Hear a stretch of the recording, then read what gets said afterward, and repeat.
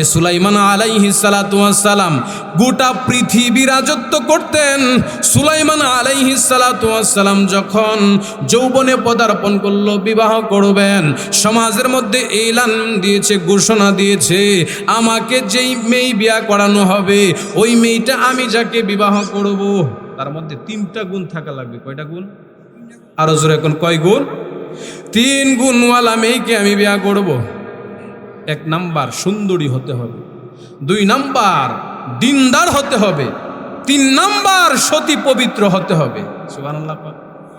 এই যে ঘোষণা শহর থেকে উপশহর পর্যন্ত, উপশহর থেকে গ্রাম পর্যন্ত, গ্রাম থেকে একবারে পল্লী গ্রাম পর্যন্ত, নদীর তীরে পর্যন্ত আওয়াজটা পৌঁছায় গেছে। এই খবরটা একজন জেলে শুনলো, জেলে ব্যক্তি যিনি নদীর মধ্যে মাছ ধরেন। জেলে ব্যক্তি শুই না বাড়িতে দৌড়ায় গেছে, বিবি রে আমার যে কন্যা, আমার যে মেয়েটা আছে ওই মেয়েটার তো 3টা গুণের মধ্যে 2টা গুণই আছে, একটা গুণ যদি থাকতো রে আমার মেয়েটাকে আমি বাদশাহ সুলাইমান আলাইহিস সালাতু ওয়াস সালামের কাছে বিবাহ দিতে পারতাম। কিন্তু এখন প্রস্তাবটা পাঠাইতাম কেমনে? এটা তো বড় একটা ভয়ানক বিষয়। আমি জেলে, তিনি একজন বাদশাহ। এই খবরটা বিবির কাছে বলছে। বিবি তার মেয়েরে কানে কানে কই, বিবি রে, মেয়েরে, বাদশাহ সুলাইমান বিয়ে করবেন 3 শর্তওয়ালা মেয়েকে, আর সেই 3 শর্তের 2 শর্তই তোর মধ্যে আছে। তুই সতী পবিত্র নারী, অথপর তুই নেককার দিনদার পর্দাওয়ালা নারী। কিন্তু অভাবটা হচ্ছে তোর বাবা একজন ঝেলে, কিন্তু তোকে তো সেই বিবাহের প্রস্তাব দেওয়া যায় না। মেয়ে ডাক দিয়া বলে, মা গো, আপনি যদি অনুমতি দেন আমি পয়গম্বর সুলাইমানের কাছে চিঠি লিখবো। এখন না ফোনের যুগ, তখন তো আর ফোন ছিল না। কি চিঠি লিখবা? বাদশাহ সুলাইমান আলাইহিস সালাতু ওয়াস সালামকে আমি বলবো আমার মনের বাসনা কামনার কথা। তিনি চিঠি লিখতে শুরু করলেন। চিঠির মধ্যে লিখছেন, হে বাদশাহ, আপনি যে 3 গুণওয়ালা মেয়ে খুঁজতেছেন, 3 গুণের 2 গুণ আমার মধ্যে বিদ্যমান, 3য় যে গুণটা ধনাঢ্য বাবার মেয়ে আমি না, আমি একজন ঝেলের মেয়ে। আপনি যদি আমারে বিবাহ করতেন আমার জীবনটা ধন্য হইতো। আমি দুনিয়ার লোভে, দুনিয়ার চাকচিক্যের, দুনিয়ার বাদশার স্ত্রী হইব বলে আপনার কাছে বিবাহ বসতেছি, বিষয়টা এমন না। আপনি একজন পয়গাম্বর, আপনি আল্লাহর খাস বান্দা। আপনার কাছে যদি বিবাহ বসতে পারি, আমি হাশরে মাহশরে আল্লাহ যেদিন আমাকে দাঁড় করবেন, পয়গম্বর সুলাইমানের স্ত্রী বলে দাঁড় করাইলে আপনার সাথে আমাকে জান্নাত দিবেন। জান্নাতের আশার, জান্নাতের লোভ অন্তরে নিয়া আমি আপনার সাথে বিবাহ বসতে রাজি। আপনি যদি আমাকে গ্রহণ করেন আমার জীবন ধন্য হইতো। বাদশাহ সুলাইমান আলাইহিস সালাতু ওয়াস সালাম চিঠিটা রাজ দরবারে রাজকীয় পরিবেশে অন্যান্য এমপি মন্ত্রীদের সামনে খুললেন। খুইলা চিঠিটা পড়লেন। পড়া শেষে দেখে নিচে লেখা, ইতি, আমি একজন সামান্য জেলের মেয়ে। মেজাজটা গরম হওয়ার কথা না নরম হওয়ার কথা? আরো জোরে কোন, গরম হওয়ার কথা। স্বাভাবিক হইতে তিনি গরম হয়ে চিঠিটা টান্দা ছিঁড়ে ফেললেন। এটা আমাদের সমাজের চিত্র।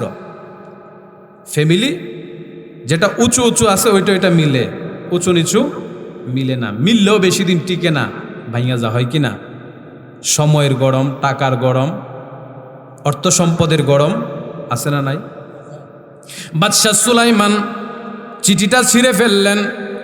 রাজ দরবারে যারা আছেন এক একজন ওনার প্রতিনিধি যারা, তারাও দীক্ষার দিতে শুরু করলো। কি এমন অফার দিলেন যে অফারের জন্য একজন জেলের মেয়ে প্রস্তুত হয়ে গেছে। আপনার ইজ্জত থাকবো এমনি হইলে? বাদশাহ সুলাইমান ঘোষণা দিলেন তার পরিবার যারা আছে তাদেরকে নিয়ে আসো, তাদেরকে এনে আটকায় রাখা হয়েছে।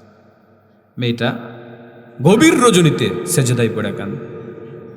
আসমানের মালিক আল্লাহ, বাদশাহ সুলাইমান আমার চিঠিটা ছিঁড়ে ফেলেছে, এমনকি আমার মা বাবাকে আটকায় রাখছে। প্রভু গো, আমি জেলের মেয়ে বলে আমাকে বেয়াজ্জতি করছে, আমার চিঠিটা ছিঁড়ে ফেলছে। আল্লাহ, আমি আপনার কাছে বিচার দিলাম। আল্লাহ, আমরা জেলের ঘরে জন্ম নিছি, এটা তো আমরা নিতে পারি নাই, আপনি আমাকে জেলের গড়ে দেওয়াইছেন, আপনি আল্লাহ চাইছেন সুলাইমানকে বাদশাহ বানাইছেন, আপনি চাইলে আমি মেয়েকে ধনাঢ্য বানাইতে পারেন, সুলাইমানকে রাস্তার ফকির বানাইতে পারেন। ইতিহাসের কিতাবে লেখা হয় বাদশাহ সুলাইমান তাদের উপর যে দাম্ভিকতা দেখাইলেন, আল্লাহ ক্ষণিকের মধ্যে তাকে এমন একটা অবস্থায় পৌঁছাইলেন। আল্লাহ পাক রব্বুল আলামিন পৃথিবীর মধ্যে যত নবী আর রাসূল প্রেরণ করেছেন, প্রত্যেক নবী রাসূলকে এক একটা মুজিজা দিয়েছেন। আল্লাহ তাআলা মূসা নবীকে একটা লাঠি দিয়েছেন, জমিনে ছাড়লে এটা সাপ হয়ে যা, হাতে থাকলে ভর দিয়ে হাঁটতে পারে, গাছের উপর থেকে পাতা পাড়তে পারে।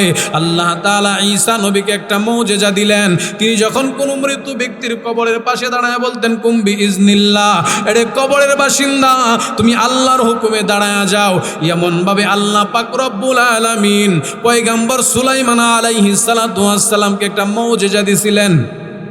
আপনাদের মনোযোগ আছে তো? খারাপ লাগতেছে? এই যে একটা আংটি, হ্যাঁ, পয়গম্বর সুলাইমান নবীকে আল্লাহ তাআলা মুজিজা দিয়েছিলেন, আরে সুলাইমান যতক্ষণ এই আংটিটা তোমার হাতের মধ্যে থাকবে, তোমার কওমের লোক, এই গোটা পৃথিবীর লোক তোমার কথা শুনবে, বিভিন্ন নিয়ামত যেগুলো আছে তোমার কথা শুনবে, পশু পাখি জীব জানোয়ার কথা শুনবে, জিন্নাতরা তোমার কথা শুনবে। সাবধান, এই আংটিটা যদি হাত থেকে খুইলা দূরে ফালায়া দাও, তোমার হাতের কন্ট্রোলের নাগালের বাইরে তারা চলে যাবে। আরে সুলাইমান, এই আংটির মধ্যে সকল জাদু আর মধু আমি আল্লাহ দিয়েছি, সাবধান, এই আংটিটা তুমি বাথরুমে নিতে পারবা না। কই নিতে পারবা না? বাথরুমে নেওয়া যাবে না, ওয়াশরুমে নিতে পারবা না। এই জন্য পয়গম্বর সুলাইমান আলাইহিস সালাতু ওয়াস সালাম প্রতিদিন আংটিটাকে ওয়াশরুমে ঢোকার পূর্বে হাত থেকে খুইলা একজন প্রহরীর হাতে দিয়া রাখতেন। প্রহরী দরজার সামনে দাঁড়ায় থাকতেন, তিনি তিনার ইস্তেঞ্জা জরুরত সায়রা বের হয় আংটিটা হাতে দিতেন। আবার তিনি তিনার রাজকীয় পরিবেশে রাজ দরবারে গিয়া সিংহাসনে বসতেন। একদিনের ঘটনা, শয়তান জিন্নাতদের মধ্য থেকে একজন খতরনাক শয়তান আইসা প্রহরীকে ডেকে বললেন, এরে প্রহরী, আমার আংটিটা আমার হাতে দিয়ে দে। তার সুরতটা হুবহুব সুলাইমান পয়গম্বরের মতো। সুলাইমান পয়গম্বর মনে করে প্রহরী তার হাতে আংটি দিয়া দিলেন।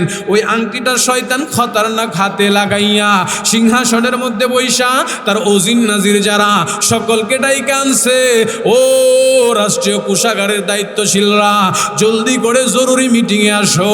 জরুরি মিটিংয়ের মধ্যে বসায়া ঘোষণা করে দিল, আমার কাছে খবর আসছে, আমার কর্ণকুহরে খবর আসছে, আমি শুনেছি আমার নামে নাকি আরেকজন ব্যক্তি বের হয়েছে, তার নামও নাকি সুলাইমান, দেখতে নাকি আমার মতো। নকল একজন সুলাইমান বেরিয়েছে, সে বাদশাহ দাবি করতেছে। বলেন তো, যিনি বলতেছে তিনি আসল না নকল? আরো জোরে কন। চুড়ি তো চুড়ি, আবার সিনা জুড়ি, কথা আছে না? জুড় যার মূল্য, ক্ষমতাদার আংটি হাতে দিয়া সিংহাসনে বসছে। ঘোষণা দিয়া দিল, আমার রাজত্ব নেওয়ালা ব্যক্তি যেটা আসবে আমার রূপ ধারণ করে, তারে যে জায়গায় পাইবা সে জায়গায় ঘুষাইবা, সে জায়গায় খিলাইবা, তার অস্তিত্ব বিলীন করে দিবা। এখন বলেন তো, এই লোকটার কি বাইরে খোঁজ দিব না রাজ দরবারে আছে? হ্যাঁ, কথা বুঝেন না আমার? কিছুক্ষণ পরে রাজ দরবার থেকে বের হয়েছে, আইসা কই, এই আমার চেয়ারে কে রে? এই যে মাত্র কইছে আমার চেয়ারে কে রে, মাত্রই মায়ের শুরু হয়ে গেছে। বলেন তো, সিংহাসনে যিনি বসা তিনি আসল পয়গম্বর সুলাইমান না নকল? আরো জোরে কন। সুলাইমান আলাইহিস সালাতু ওয়াস সালাম বলে, বুঝতে পারলাম না, আমার মারতাছো কেন? তোমরা তো আমারই প্রতিনিধি, বাটপারি করার জায়গা বল না। আপনি যদি আমাদেরই নেতা হয়ে থাকেন, আপনার হাতের আংটি কই? আংটি তো ওই যে যিনি সিংহাসনে বসা তিনি আমাদের আসল। কিন্তু এটা তো আংটিটা সাধারণ কোনো আংটি না, এটা ছিল পয়গম্বর সুলাইমান আলাইহিস সালাতু ওয়াস সালামকে আল্লাহ প্রদত্ত দেওয়া এক মুজিজা। সুবহানাল্লাহ বলেন। এটা কি যার তার কাছে মানাইবো? হ্যাঁ, মানাইবো বলেন? আপনি নামাজি ব্যক্তি, আপনার মাথায় টুপিটা যতটুকুন মানা, দেখবেন বেনামাজি ব্যক্তি টুপিটা ততটুকু রাখতে পারে না। কবে খুলবো? জানা যায় গেছে, সামাজিকতা আছে তো লাগাইছে, কবে খুলতো আর পকেটে থইতো, ঠিক নি? কারণ এটা তার মাথায় লুটলই না, এজন্য সে কবে খুলব। কিন্তু নকল সুলাইমান যিনি ওনার হাতে যে আংটি লাগাইলেন, এই আংটির ভার তো তিনি বহন করতে পারে না। বাসুলাইমা দাদে মুলকো সরোয়ারি সুদমতি খাতে মাস দেও পড়ি।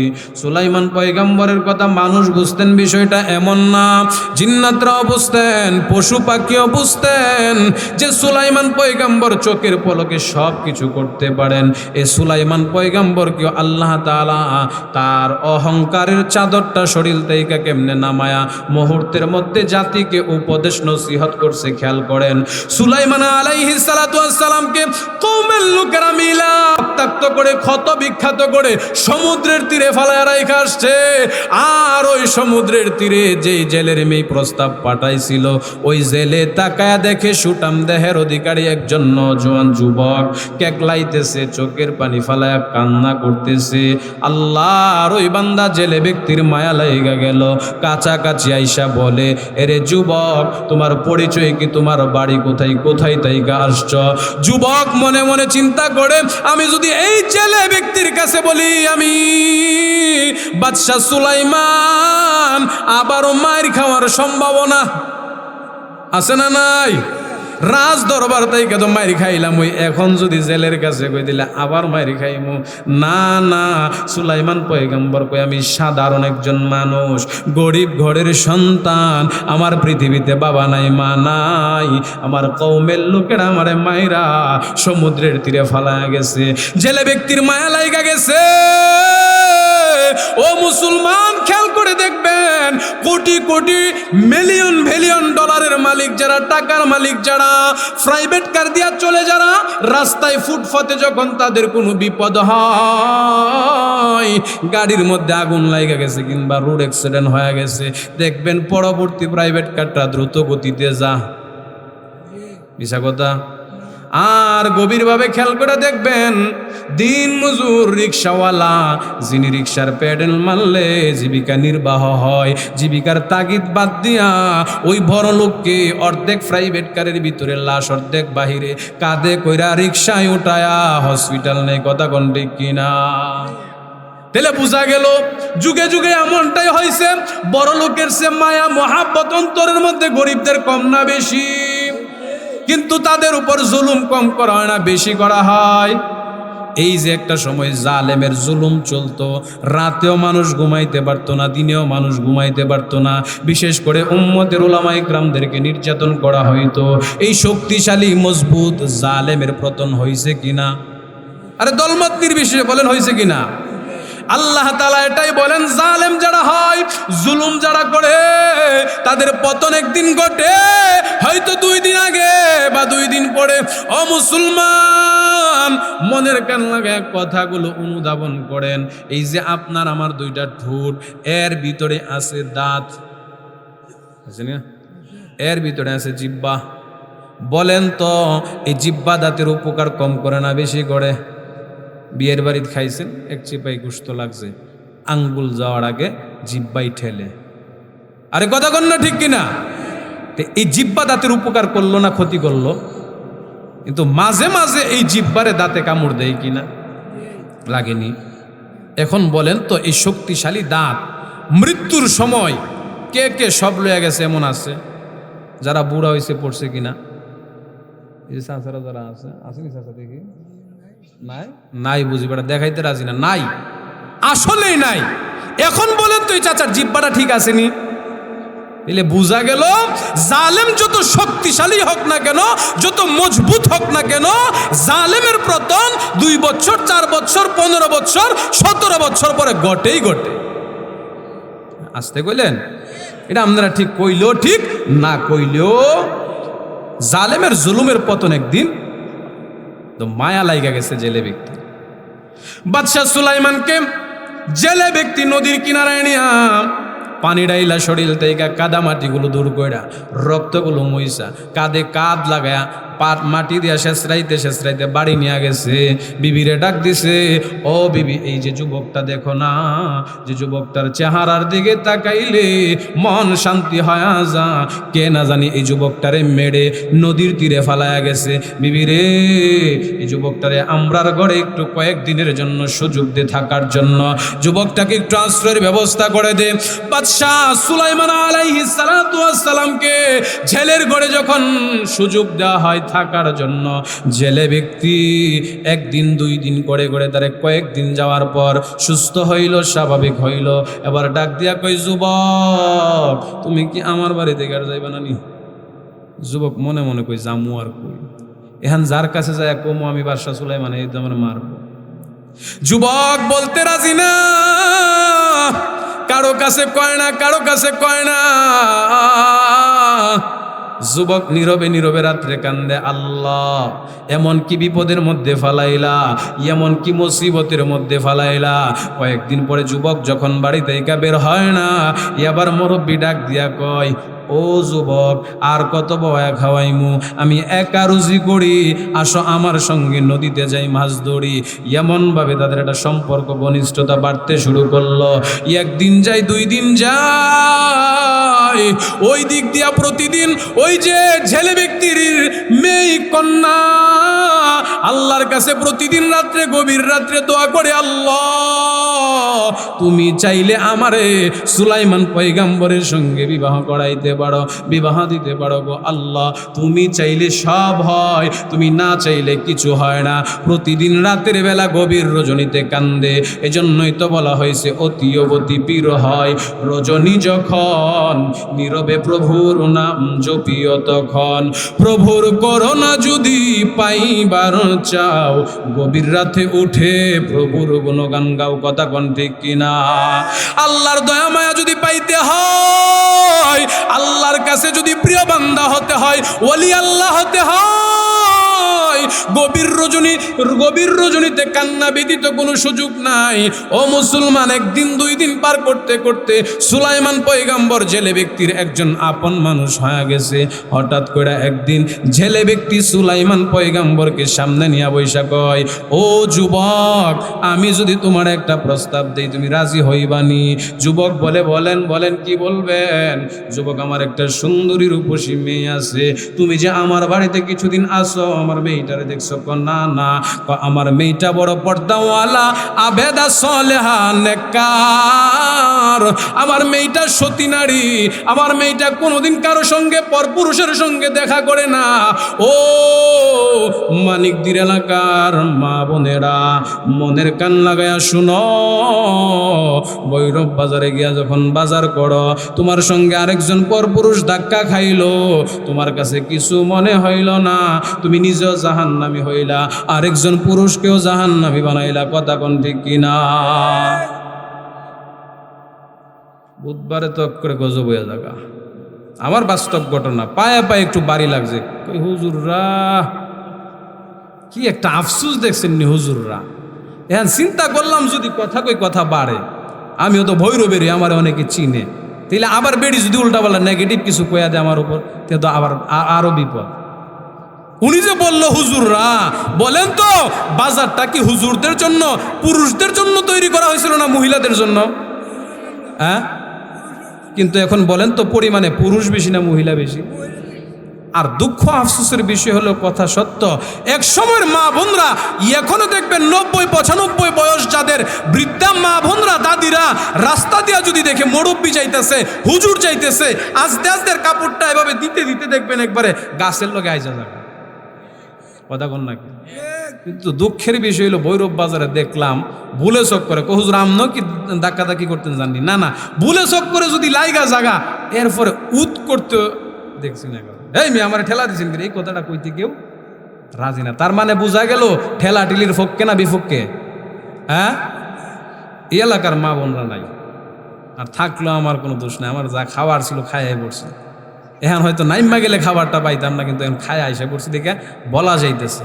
বলেন তো বাজান, পায়ে হাত রাইখা বলি, এই যে মা আমার বোন বাজারে বাজারে গিয়ে ঘুরলো, পরপুরুষের সাথে ধাক্কা লাগলো, এতে কইরা কি নেক হইল না গুনাহ হইল?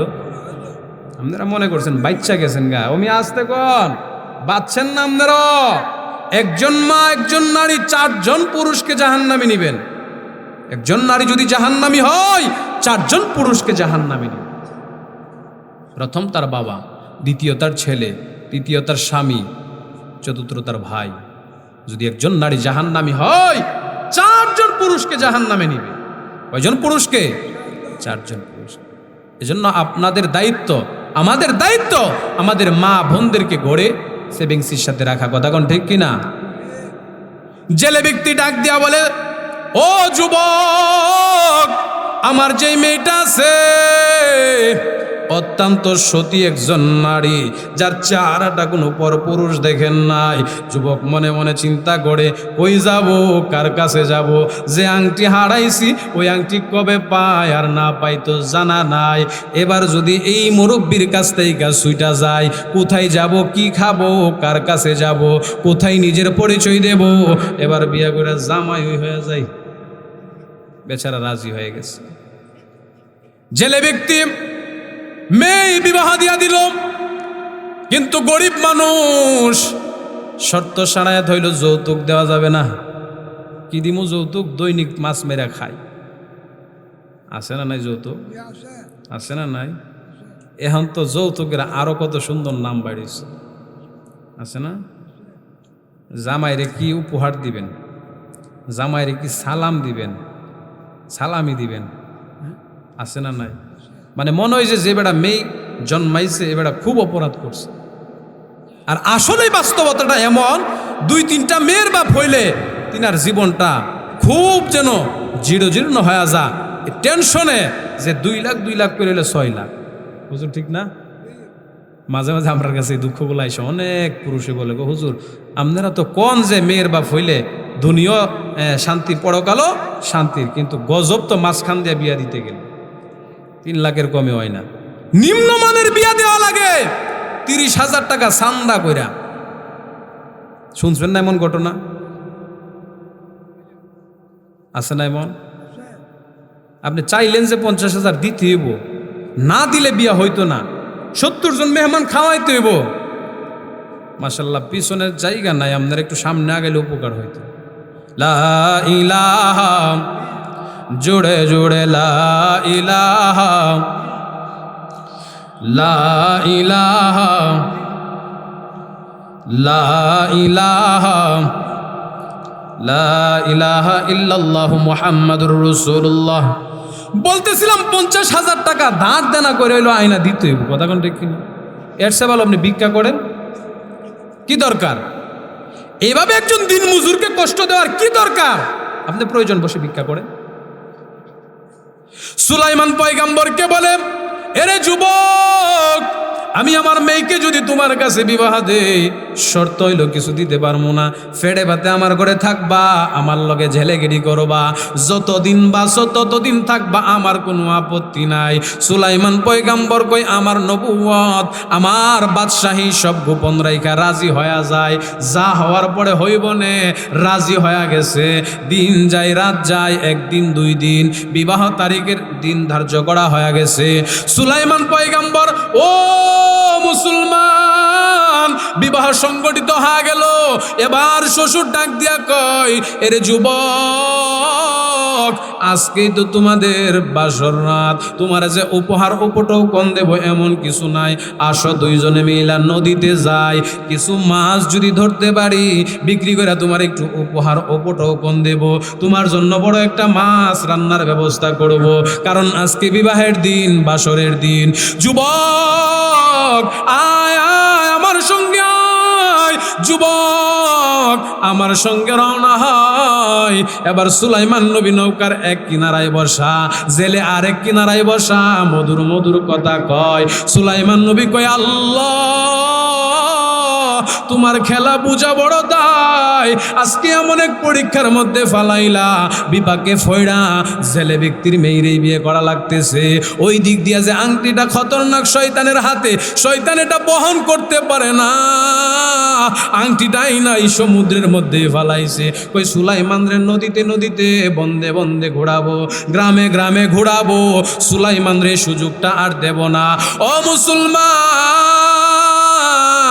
শ্বশুর আর জামাই নদীর মধ্যে জাল টান দেয়, বিসমিল্লাহ বইলা মাছ উঠে, উঠতে উঠতে শেষ টানে এমন এক বিশাল মাছ উঠলো, যেই মাছের পেটের ভিতরে আংটি ঢুকা রইছে।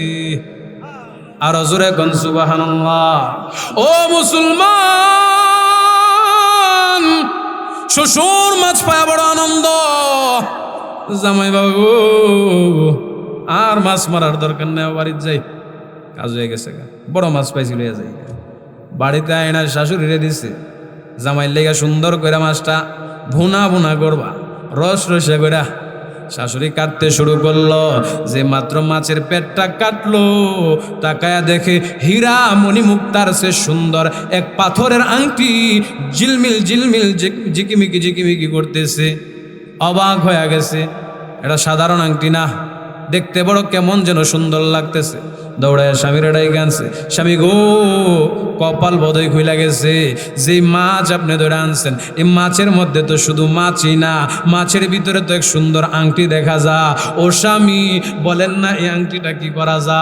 স্বামী আবার বিবিরে বুদ্ধি দেয়, বিবিরে কপাল বুঝি আল্লাহ খুইলা দিছে, আজকে সবে মাত্র মেয়েটারে বিয়া দিছি, বাসরের রাত্রিতে মেয়ে যে স্বামীরে কিছু সম্মানী হাদিয়া দিব সুযোগ নাই, স্বামী যে মেয়েরে দিব এমন কোনো সুযোগ নাই, মেয়ের হাতের মধ্যে দিয়া দিবি, বাসরের রাত্রিতে তার স্বামীরে যেন আংটিটা পড়াইয়া দে। আল্লাহু আকবার।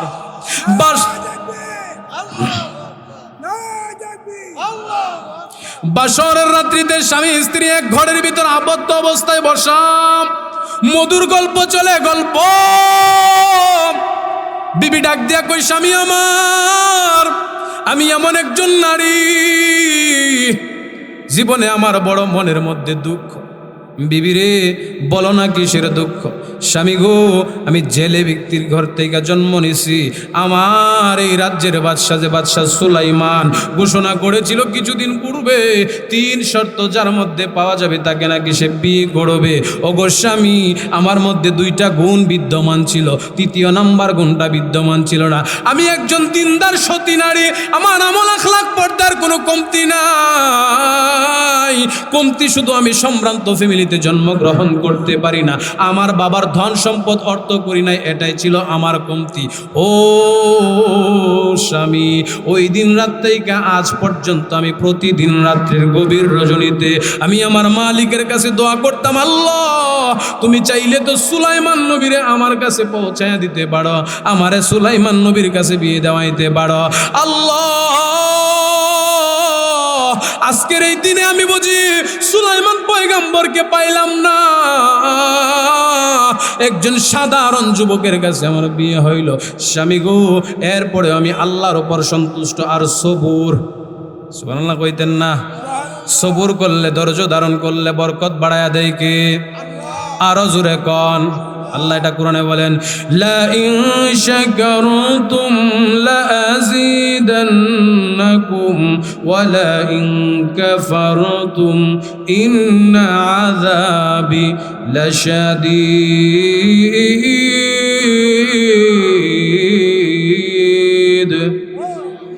আল্লাহ বলেন, আমার নিয়ামত যারা যারা পাইছে, নিয়ামতের শুকরিয়া যারা আদায় করছে, আমি আল্লাহ তাদের নিয়ামত বাড়ায়া দেব।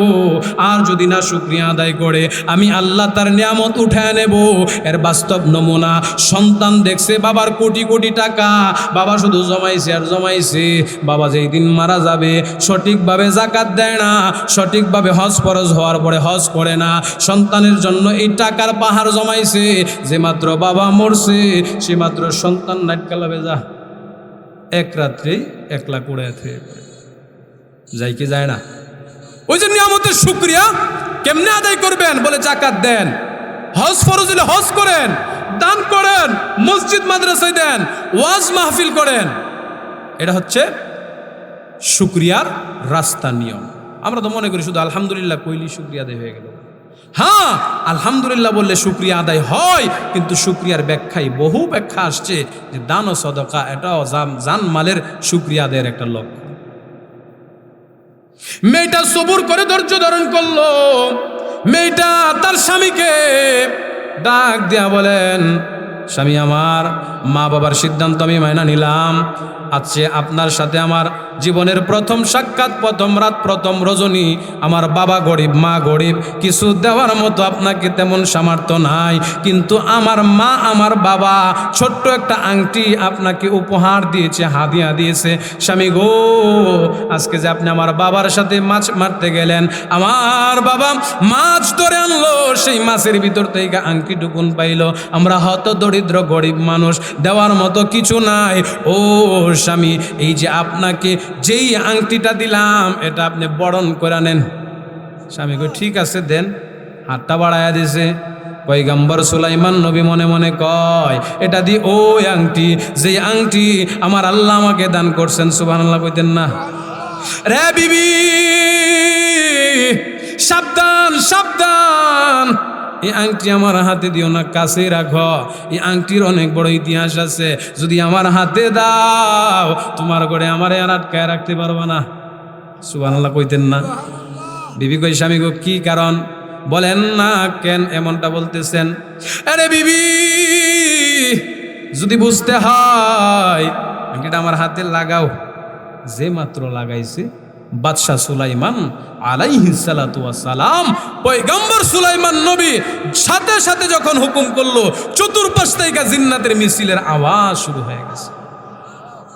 বিবি ডানে তাকায়, বামে তাকায়, বিশাল আকৃতির মানুষ, বিশাল আকৃতির জিন্নাত, বহু পশু পাখি হাজির। গভীর রজনীতে বিবি অজ্ঞান হয়ে গেছে, অচেতন হয়ে গেছে। পানি টানি দিয়া হুশ ফিরানোর পরে বলে, তোমার না বলছিলাম আমি যদি এই আংটি হাতে দেই তোমার অবস্থা খারাপ হয়ে যাবে, তুমি বুঝতে পারবা না। বলে, বলেন তো কারণটা কি? এই যে আংটি আর আমি, দুইটার মধ্যে ব্যবধান কি জানো? আমি সে পয়গম্বর সুলাইমান আলাইহিস সালাতু ওয়াস সালাম, আমার আংটিটা শয়তান আমার হাত থেকে, আমি যার কাছে রেখেছিলাম আমানত, তার হাত থেকে নিয়ে গেছিল, যার ফলে আমি আমার রাজত্ব ছেড়ে নদীর তীরে পড়েছিলাম। নদীর তীর থেকে তোমার বাবা উঠায়া তোমার ঘরে আয়না তোমার সাথে বিবাহ দিছে। ও বিবি, সাবধান সাবধান, তুমি আর আমার জন্য বদদোয়া করো না। বলে, তোমার দোয়াটাই আল্লাহ তাআলা এমন ভাবে কবুল করছে, তোমার অন্তরের কষ্টটাকে আল্লাহ এমন ভাবে পছন্দ করছে। আমি বাদশাহ সুলাইমান রে জনগণের কাতারে আয়না নদীর তীরে পানি খাওয়ায়া আবার সিংহাসনে বসায়া বুঝাইলো আল্লাহ তাআলা এই যে অহংকারের চাদর, এটা পছন্দ করেন। এই জন্য বাজান সম্পদ নিয়ে অহংকারী করতে নাই। আল্লাহ বলেন, মিনহা খালাকনাকুম ওয়া ফিহা নুঈদুকুম ওয়া মিনহা নুখরিজুকুম তারাতান উখরা। আল্লাহ তাআলা বলেন, ও মানুষ, আমি আল্লাহ তোমাদেরকে মাটি থেকে বানালাম। ও মাটির মানুষ, তোমরা নিজেকে নরম তবিয়তে মাটির মতো বানায়া চলো। বলে, মাটি কেমন নরম, কেমন নরম। মাটির উপর রাস্তা গেল, রাস্তার উপর দিয়া বড় বড় টনবাহী মালবাহী জাহাজ যায়, গাড়ি যায়। এই যে গাড়িগুলা যায়, রাস্তা কোনো দিন প্রতিবাদ করে না। আপনি রাস্তার উপর মাটি কাটেন, রাস্তার উপর অন্যায় করেন, প্রতিবাদ করে না। বলে, কেন করে না, কেন করে না? আল্লাহ তাদেরকে নিষেধ করে দিছেন। আল্লাহ তাআলা বলেন, খলিকাল ইনসানু দাঈফা, আমি মানুষরে দুর্বল বানাইছি, দুর্বল বানাইছি। না হয় মানুষ যেমনে 16 ডিসেম্বরের নামে ডেকসেট বাজান, নারী পুরুষ একত্রিত নাচা, আমি আল্লাহ যদি হুকুম দিতাম এ মাটি একটুখানে ফাটলে তুই আর থাকতে পারতি না। আরো জোরে কোন ঠিক কিনা? ও মুসলমান যুবক ভাই, মুরব্বী বাবা, যতদিন বাঁচবো বিনয়ওয়ালা হওয়ার চেষ্টা করব। আরে আমার নবী কত বিনয়ওয়ালা নবী ছিল, রহমাতুল লিল আলামিন, জিনার ডানে বামে কোনো গুনাহ ছিলেন না। উম্মতের দরদি নবী, রহমতের ছবি, মায়ার নবী রহমাতুল লিল আলামিন দৈনন্দিন শতবার ইস্তেগফারের আমল করতেন, শতবার নিজের অপরাধী মনে করতেন। যুবক ভাই, মুরব্বী বাবা, এই জন্য নিজেকে অপরাধী মনে করা, গুনাহ হয়েছে তো সাথে সাথে তওবা করা। ইয়া আইয়ুহাল্লাযীনা আমানু তুবু ইলাল্লাহ তাওবাতান নাসুহা।